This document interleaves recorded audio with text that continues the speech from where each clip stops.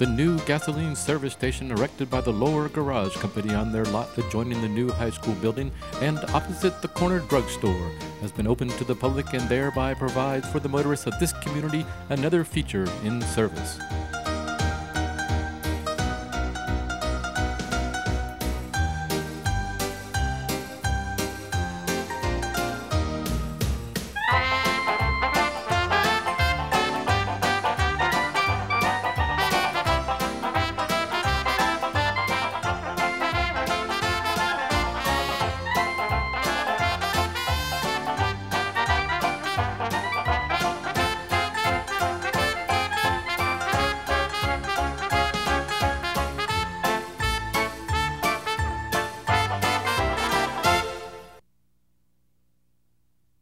According to Mrs. Englehart, who was the wife of one of the original owners of the service station,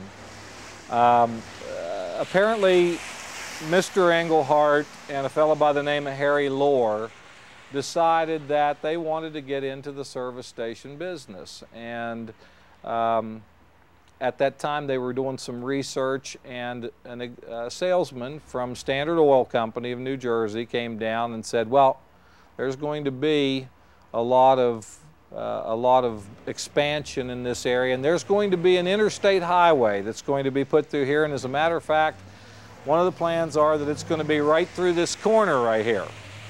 I would guess that he probably wanted to sell them a service station package, but in any case, that was the story that she told me, and so they decided to buy a franchise, and they bought an Esso franchise.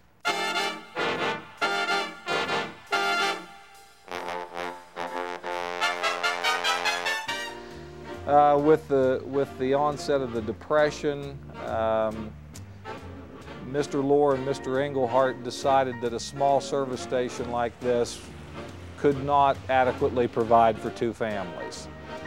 And so they called a meeting, and they came in this room right here behind us and decided that the only fair way to determine who was going to end up with the service station was to flip a coin. And they did, and Mr. Lohr won the coin toss, and he stayed. And the Engleharts lost the coin toss, and they left.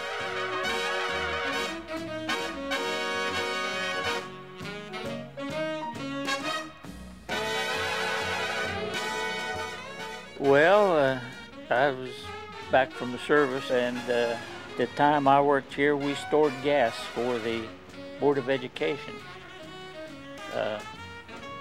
Gassed their buses, and I think we stored and pumped the gas for something like 3 cents a gallon back then. And of course, before I went to work here, I worked across the street at a grocery store, and I bought gas for my 25 model Studebaker for 18 cents a gallon.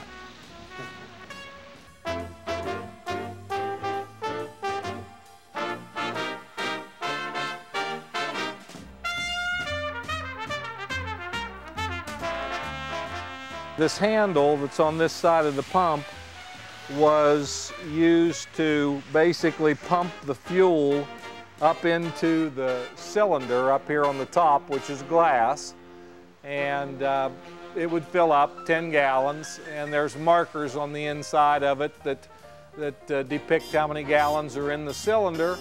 And at the point in time that you filled the cylinder up, then you took the nozzle off of the pump over here and placed it into the vehicle. That's interesting. Hey, we got some gas here maybe, huh? The water can was quite a necessity around the service station back then, because most of the old cars had to have a little shot of water every once in a while. Not like it is today, you could go wherever. And then it was also good to wash the gasoline you spilled off of the side of the car and so on, but I think the water cans, like a lot of the other things, just becoming a thing of the past.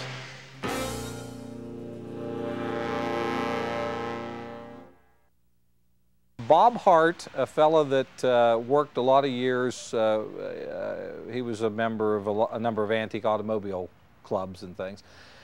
He caught me one day down at the Buckwheat Festival car show and said, why don't you take that old service station up on the corner and kind of restore it back the way it was many years ago. So item by item, we just started kind of constructing it. He'd give me the ideas, and I'd take my free time and head out on the road and just go to any place where I thought maybe someone had some type of an item that would have been at a service station, you know, circa 1925 to say maybe 1935 or 40 is what I'd kind of focused on. Things I collected that are more precious than all this stuff is the stories like this. That's what this is all about. I mean, this is what it's been for me. I'll come up here, sit here on a Saturday morning, and somebody will stop, and they will talk. And probably not unlike this was forever, from the day that these small businesses like this were really the hub of communication for a small town. You know, what happened to somebody on the other end of town, 10 minutes later, it comes in, they tell the next person driving through, and it's that community grapevine, you know? And for me, that's what has been the greatest joy in this. Sure, it's fun to find the different things, and put it back like this, but it's a little bit like fly paper, you know? People see it, they come in, and then you start that process of storytelling.